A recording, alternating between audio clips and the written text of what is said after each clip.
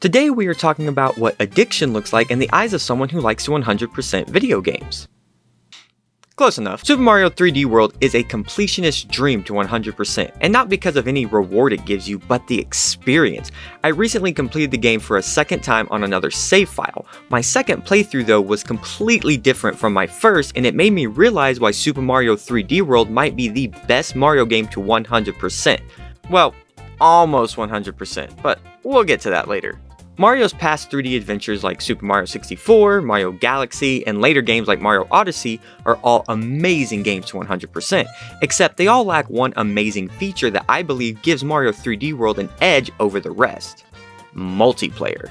Mario 3D World offers a ton of content for the single player experience, and it's a lot of fun to blast through these levels by yourself, but at the end of the day, this game goes even harder when playing with friends. It can also be way more frustrating. What I noticed on this playthrough that was drastically different than my first was the experience of playing the entire game with friends.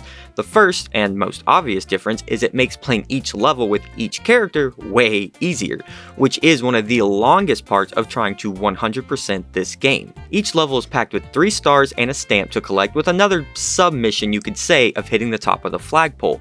All of these combined together gives you the golden screen of addiction. But this amazing organization of seeing everything you have completed isn't the only reward the game gives you. It also unlocks a whole new level at the very end of the game, but we'll discuss that monstrosity towards the end. Almost every level also has a harder version or remixed version of itself in the special worlds. You would think that playing every level over and over would get tiring and boring, but Nintendo somehow managed to make playing a single level more than 5 times super fun and addicting. On this second run, I played with people who knew the game just as good as me, or better. This also changed the experience of the playthrough with everyone knowing the entire level layout. So let's discuss the main differences then between the first time you complete the game versus consecutive playthroughs afterwards. The first time completing the game, it felt huge. So many levels and so many different worlds, all vibrant and filled with their own aesthetic. Except it's pretty funny that no matter what world you are in, you're gonna have different levels with different weather and environment. Like you could be in an ice world and have a desert level. It's just the way the devs decided to do it. And honestly, I didn't mind it too much the first time around. Then, after unlocking all the special world and beating every level, I realized I had to go back and play each level as each character and collect every single green star and stamp in the entire game. This was a daunting task and took me forever to pull off. This made the whole game feel enormous to me and kind of backed me off of playing this a second time, especially for a full 100%. But this time, brother, we did it in less than 3 days. When you have 3 vets just blasting through this game and knowing where every green star and stamp is, the game goes crazy. Yes, you can still have frustrations and everyone working against each other at some points, just having fun, but when you are flying through the levels, it is such a good feeling. Everyone working together to break the game or pull off crazy maneuvers to get stamps and green stars. This made the game feel 10 times faster and smaller. We were on World 6 with everything completed by the end of our first break. The special worlds did slow down the pace a bit with so many bosses, longer levels, and just harder stars to get in general, but it was still an absolute blast. At this point in the playthrough, I knew what the secret sauce of this game was: the experience. I didn't care or even needed Nintendo to give me a screen of pure crack to look at because I had so much fun just getting to this point. They just added the cherry on top by giving you so many achievements and in-game rewards. The single player experience is incredible. It may not top a playthrough of Mario 64 or Galaxy because those games are made to give an unforgettable single player experience and have little to no multiplayer functionality.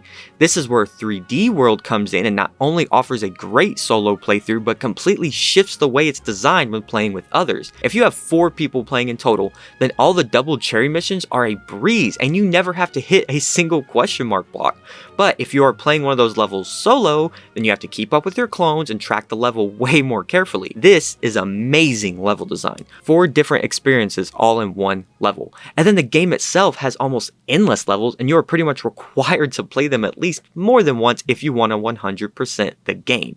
And yeah, it's time to talk about the elephant in the room when discussing completing this game. Notice how at the beginning of the video I said we almost 100% the game? Yeah.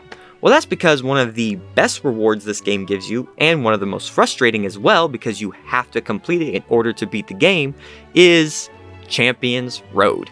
Champions Road is the hardest level in the game, and one of the hardest Mario levels of all time. Thank God they let you use power-ups. Trying to beat this level solo, you are looking at least minimum a full day of practicing. Now, I'm not like some crazy gamer and can just do this level in my spare time like some crazy people out there, but this solo level is so grueling. It's truly a hardening experience, but when you have people playing with you, it gets about twice as hard, or it can be twice as easy.